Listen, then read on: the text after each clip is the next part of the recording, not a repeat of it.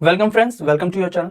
आज हम class 10th का साइंस का केमिस्ट्री का फर्स्ट चैप्टर करने वाले हैं जिसका नाम है केमिकल रिएक्शन एंड इक्वेशन। इस चैप्टर में मैं आपको हर छोटी बड़ी डिटेल बताऊंगा, तो जुड़े रहें मेरे साथ। तो पहले हम बात कर लेते हैं chemical reaction. Whenever a chemical change occurs, we can say that a chemical reaction has taken place. जब भी कोई केमिकल चेंज होता है तो उसको हम केमिकल रिएक्शन का नाम देते हैं। अब चेंज जो होते हैं ना, वो दो टाइप के होते हैं, एक तो फिजिकल चेंज होता है और एक केमिकल चेंज होता है।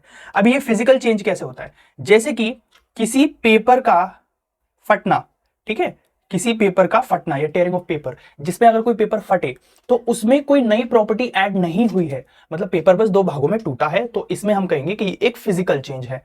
किसी पानी का बर्फ बनना, ये एक फिजिकल चेंज है। जब पानी पहले लिक्विड में था, हमने उसको जमाया तो वो बर्फ बन गया। इसमें उसके कोई भी केमिकल प्रॉपर्टीज में चेंजमेंट नहीं आया है। मतलब पहले जो वाटर था वो क्या था? वो था H2O, और जब हमने उसको फ्रीज किया तो वो आइस बन गया। स्टिल फिर भी उसके अंदर जो मॉलिक्यूल्स होंगे, जो एटम्स होंगे, वो हाइड्रोजन और ऑक्सीजन के ही होंगे, मतलब कुछ भी चेंज नहीं हुआ। तो ऐसे चेंज में जिसमें कोई भी केमिकल नई प्रॉपर्टी, कोई भी न्यू सब्सटेंस ऐड ना हो, उसको हम बोलेंगे क्या? Physical change. और जिसमें दो सब्सटेंसेस या दो एलिमेंट्स मिलकर कुछ नया, समथिंग न्यू बना दें, तो इसको हम बोलेंगे केमिकल चेंज। ठीक है, तो जैसे कि food get digested in our body, जिसमें हमारा खाना डाइजेस्ट होता है, तो ये कैसा प्रोसेस है? ये एक केमिकल प्रोसेस है, मतलब एक केमिकल चेंज है। रस्टिंग ऑफ आयरन, जैसे कि हम देखते हैं कि हमारे घर के दरवाजों पर लोहे के दरवाजे होते हैं, लोहे की खिड़कियां होती हैं, उन पर रस्टिंग हो जाती है, मतलब जंग लग जाती है, तो इसको हम बोलेंगे कि ये केमिकल चेंज है। ठीक है, केमिकल इक्वेशन क्या होता है? A chemical reaction can expressed symbolically by using chemical equation. Chemical equation और कुछ नहीं, जैसे कि जो एलिमेंट्स के नाम होते हैं, ठीक है, जैसे कि ऑक्सीजन या कार्बन या नाइट्रोजन या सोडियम, बहुत सारे नाम होते हैं, तो उनके एक केमिकल रिप्रेजेंटेशन होती है। जैसे कि यहां पर एग्जांपल है, magnesium is burned into air, जहां पर मैग्नीशियम को एयर के साथ में, मतलब एयर के उसमें जलाया गया into air to form a magnesium oxide. तो उसने क्या बनाया? मैग्नीशियम ऑक्साइड बनाया। कैन बी रिप्रेजेंटेड बाय, तो उसको कैसे लिखेंगे हम? तो मैग्नीशियम के लिए यूज करेंगे Mg, जो कि एक इसकी सिंबॉलिक रिप्रेजेंटेशन है। ठीक है, और बर्न इनटू एयर, अब ये जली है, किसमें जली है? ये एयर में, एयर की हेल्प से जली है, O2 हो गया। तो ये क्या हो गया? ये दोनों रिएक्टेंट हो गए, और रिएक्ट करके क्या मिला? Magnesium oxide, MgO। ये मैग्नीशियम ऑक्साइड क्या मिला? एज अ प्रोडक्ट मिला, ये एज अ प्रोडक्ट के रूप में हमको मिला। ठीक है, वी कैन ऑब्जर्व और recognise chemical reaction by observing change in state. हम ऐसे ऑब्जर्व कर सकते हैं कि हाँ भाई, कोई केमिकल रिएक्शन हुआ है जब किसी की स्टेट बदल जाए, किसी का कलर बदल जाए, बाय एवोल्यूशन ऑफ गैसेस और बाय चेंजिंग इन टेम्परेचर, या टेम्परेचर से या गैसेस वगैरह से, इनके थ्रू, ठीक है, उसका कुछ बदल जाए, उसके अंदर कुछ नया सब्सटेंस ऐड हो जाए, तो हम उसको कहेंगे कि हाँ, उसके अंदर एक केमिकल चेंज हुआ है। आगे हम देखते हैं physical change of the reactant and product are mentioned to take chemical reaction more informative. Example, we use G for gas. ये क्या है? ये इसकी फिजिकल स्टेट्स, जिसे कोई भी रिएक्ट कर रहे हैं तो उनकी फिजिकल स्टेट किस में है, मतलब वो किस फॉर्म में है, उसको कैसे रिप्रेजेंट करें। तो उसके लिए हम ऐसे छोटे छोटे ना, ऐसे ऐसे ब्रैकेट्स पे GLS इस तरह से लिखते हैं। ठीक है, G फॉर गैस हो गया, L फॉर लिक्विड हो गया, S फॉर सॉलिड हो गया, और एक AQ एक्वेशियस, मतलब जब भी कोई भी सब्सटेंस अगर किसी वाटर के अंदर सॉल्युबल स्टेट में होगा तो हम उनको उसको AQ की फॉर्म में हम उसको रिप्रेजेंट करेंगे। ठीक है, जैसे मान लो अगर मैंने O2 लिखा, तो O2, चलो हमें पता है ऑक्सीजन, मतलब ऑक्सीजन है, एक तरह का सब्सटेंस है। ठीक है, तो हमें कैसे पता चलेगा लाइक कि ये किस स्टेट में है, मतलब ये सॉलिड में है, किस में है? तो हम ऐसा छोटा सा यहां पर ऐसे करके इसमें लिखेंगे कि ये एक गैसीय स्टेट में है, तो इस तरह से हम छोटा सा G बना देंगे। इसी को हम बोलते हैं कि physical state of a chemical reactant and product mention to make an chemical reaction more informative. इससे ये और ज्यादा इंफॉर्मेटिव लगता है।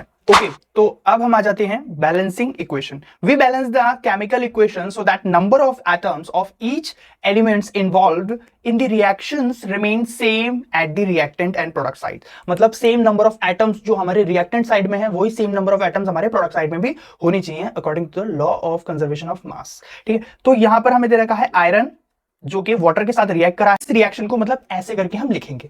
अब हमें इसको करना है बैलेंस। बैलेंस करके हमें ये देखना है कि क्या सेम नंबर ऑफ एटम्स इस साइड में है, तो सेम नंबर ऑफ एटम्स हमारे प्रोडक्ट और रिएक्टेंट साइड में दोनों में सेम है कि नहीं है। जैसे कि यहां पर हम देखो, ये है रिएक्टेंट साइड, तो यहां पर Fe मतलब आयरन के कितने नंबर ऑफ एटम्स है? 1, कोई नंबर नहीं है तो मतलब 1 मानते हैं। यहां पर कितने हैं? यहां पर आप देख सकते हैं 3 है। यहाँ एक तरफ रिएक्टेंट साइड में 1 है, प्रोडक्ट साइड में 3 है, तो क्या बैलेंस हुए? नहीं, ये बैलेंस नहीं हुए। अब मैं आपको अलग से ले जाकर बताता हूं कि कैसे बैलेंस करेंगे। लिख लेते हैं, यहां पर नीचे लिख लेते हैं, इसको यहां साइड में लिख लेते हैं। देखिए यहां पर कि अगर प्रोडक्ट साइड में आयरन के 3 हैं तो हमें रिएक्टेंट साइड में भी आयरन के 3 एटम्स करने पड़ेंगे। तब हम इसको कैसे लिखेंगे? 3Fe। एक चीज ध्यान रखनी है आपको, आप ऐसे नहीं कर सकते हो आप ऐसे नहीं कर सकते हो कि अपनी मर्जी से आपने साइड में इसके क्या कर दिया, साइड में जैसे आपने ये ऐसे करके लगा दिया। नहीं नहीं नहीं नहीं, ऐसे आप लगा ही नहीं सकते हो, ऐसे लगेगा ही नहीं। इसके एक रूल होते हैं, तो उस रूल के अकॉर्डिंग आपको चलना पड़ेगा, ठीक है। तो आप ऐसे नहीं लगा सकते, आप सिर्फ आगे ही लगा सकते हो इसको, इस तरह से आगे ही लगेगा। प्लस H2O और ये हो गया Fe3O4 प्लस H2। ठीक, अब हाइड्रोजन के यहां पर 2 हैं और यहां पर भी हाइड्रोजन के 2 हैं, लेकिन यहां पर ऑक्सीजन के 4 हैं, यहां पर ऑक्सीजन का 1 ही है, तो हम क्या लगाएंगे यहां पर? ऑक्सीजन के 4। अब यहां हमने ऑक्सीजन के 4 लगा तो दिया, लेकिन उससे क्या दिक्कत हो गई? हमारे हाइड्रोजन के 8 हो गए। कैसे? अगर यहां 4 लगा हुआ है और यहां 2 लगा हुआ है, तो मतलब 4 2 से मल्टीप्लाई हो रहा है। ध्यान रखना, अगर यहां भी नंबर लगा हुआ है और यहां भी नंबर लगा हुआ है, मतलब ये दोनों आपस में मल्टीप्लाई हो रहे हैं। मल्टीप्लाई होकर ये क्या बनेंगे? 4 2 से 8, तो हाइड्रोजन के 8 हो जाएंगे, लेकिन प्रोडक्ट साइड में हाइड्रोजन के 2 हैं, तो हम क्या करेंगे? हम लिखेंगे 3Fe प्लस 4H2 और Fe3 और ये हो गया O4 प्लस, तो हम इस साइड में भी 4 मेंशन कर देंगे। जैसे फिर हम ऐसे लिखेंगे 4H2, अब 4 2 जा 8, अब इस साइड में भी 8 हो गए और इस साइड में भी 8 हो गए। यहां पर आयरन के 3 हैं, यहां पर भी आयरन के 3 हैं, और प्रोडक्ट साइड में यहां पर ऑक्सीजन के 4 हैं और यहां भी ऑक्सीजन के 4 हो गए। ये 4 जो है ना वो H2 से ही मल्टीप्लाई हो रहा है और 4 जो है वो O से भी मल्टीप्लाई हो रहा है, मतलब ऑक्सीजन से ही मल्टीप्लाई हो रहा है। अब हम कह सकते हैं कि हाँ, अब ये क्या हो गई? बैलेंस हो गई। ये इक्वेशन क्या हो गई? बैलेंस हो गई। इस तरह से आप बिल्कुल फिक्र या चिंता ना करें, मैं अलग से बिल्कुल वीडियो डाल दूंगा बैलेंसिंग इक्वेशन के लिए, तो जिससे आपको काफी हेल्प हो जाएगी। ठीक है, आगे आते हैं रिएक्शंस। ठीक है, मैं भी इसको हटा देता हूं, आगे रिएक्शंस आते हैं। चलिए रिएक्शन पढ़ते हैं। कॉम्बिनेशन रिएक्शन, पहला रिएक्शन कॉम्बिनेशन रिएक्शन क्या होता है? द रिएक्शन इन विच 2 और मोर सब्सटेंस, 2 या 2 से ज्यादा substance combine to form a new single substance, जो एक सिंगल नया सब्सटेंस क्रिएट करें। जैसे कि मान लेता हूं मैं कि 2 रिएक्टेंट हैं A प्लस B, दोनों ने आपस में क्या किया? रिएक्ट किया और क्या दिया? AB। देखो वर्ड कॉम्बिनेशन भी क्या होता है? कॉम्बिनेशन का मतलब होता है 2 चीजों का मिश्रण या 2 चीजों को कंबाइन करके जो चीज बनती है उसको हम कॉम्बिनेशन बोलते हैं, कि ये जो एक चीज है ना, ये इन दो चीजों का कॉम्बिनेशन है, इस तरह से। तो वो रिएक्शन का नाम भी उससे मिलता जुलता ही रख दिया है, कॉम्बिनेशन रिएक्शन। ठीक, अब इसका एग्जाम्पल हम ले लेते हैं। जैसे कि कैल्शियम ऑक्साइड है, अभी कैल्शियम ऑक्साइड CaO, कैल्शियम के लिए Ca हो गया और ऑक्साइड के लिए O हो गया। कैसी स्टेट में है? सॉलिड स्टेट में, क्योंकि S लगा हुआ है। फिर प्लस हो गया H2O, वाटर। अब इसको वाटर के साथ में क्या कराया? रिएक्ट कराया, तो इसने क्या बनाया? इसने एक सिंगल सब्सटेंस बनाया, इसने बनाया कैल्शियम हाइड्रोक्साइड। कैल्शियम हाइड्रोक्साइड बनाया इसने। काफी सारे बच्चे कंफ्यूज भी होते हैं, कोई क्लाइम, स्लेट क्लाइम, ये सब क्या क्या होता है। देखो कोई बता देता हूं मैं आपको। जैसे कि एक होता है लाइमस्टोन भी बोलते हैं उसको। लाइमस्टोन ऐसे छोटे छोटे पत्थर होते हैं, पेबल्स। ठीक है, आपने जैसे मछली के टैंक होता है ना, उसके अंदर आपने देखे होंगे, जैसे वैसे वाले नहीं, या फिर मतलब सफेद कलर के पत्थर होते हैं, ये मैं मेंशन कर दे रहा हूं, यहाँ आप ये देख सकते हैं। ठीक है, इससे ही आगे बनते हैं क्या? क्विक लाइम बनाया जाता है इससे। ठीक है, उसको आगे फर्दर प्रोसेस करते हैं ना, तो उससे बनता है क्या? स्लेक्ड लाइम, जिसको भुजा हुआ चूना भी कहते हैं। ठीक, और ये काफी ज्यादा चीजों में यूज होती है। तो बेसिकली कहानी यहां से शुरू होती है, लाइमस्टोन पत्थर होते हैं, फिर उससे क्विक लाइम बनता है, फिर उससे स्लेक्ड लाइम बनता है। ठीक है, इनके बेसिक जो नेम है वो भी मैं मेंशन कर दूंगा, आप देख लेना। अच्छा, तो भाई 2 चीजों के कॉम्बिनेशन से एक चीज बन रही है, तो इसको हम बोलेंगे क्या? कौन सा रिएक्शन? Combination reaction. ठीक है, आगे बढ़ते हैं। CaOH2 slaked lime is used for white washing, ये व्हाइट वॉशिंग के लिए काम आता है। व्हाइट वॉशिंग से यहां पर मतलब इनका है, जो हम सफेदी वगैरह करते हैं ना, सफेदी करते हैं, सफेदी जब दिवाली आती है तो दिवाली पे हम अपने घर पे व्हाइट वॉश कराते हैं, सफेदी कराते हैं, तो जो चूना होता है उसको पानी में जब हम गलाते हैं तो ऐसे क्या होता है, कुछ बबल से फूटते हैं, वो गर्म हो जाती है बिल्कुल, तो इस तरह से। So it reacts with CO2, मतलब वो कार्बन डाइऑक्साइड के साथ रिएक्ट करती है टू फॉर्म CaCO3। CaCO3 मतलब कैल्शियम कार्बोनेट बनाती है, कैल्शियम के लिए CaCO3 कार्बोनेट के लिए, तो कैल्शियम कार्बोनेट बनाती है and gives a shiny finish to the wall, और ये दीवार को बड़ा ही शाइनी फिनिश देती है, मतलब वो चमकीला, जैसे आपने देखा होगा, सब फेमिलियर है, सब जानते हैं दिवाली के दिन जब हम सफेदी वगैरह करते हैं घर पे, है ना।